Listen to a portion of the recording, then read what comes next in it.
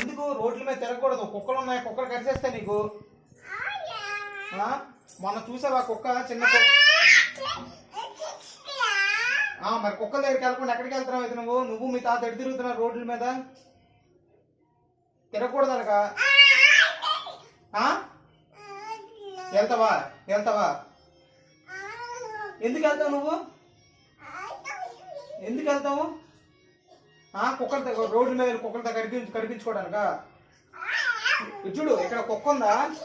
ఇచ్చుడు ఇక్కడ కుక్క ఉంది కదా, కుక్క నలుగురు కలిసింది, నీకు కూడా కరిచేస్తుందిలే బయటికి వెళ్తే. నువ్వే కరిచేస్తావు దానికి.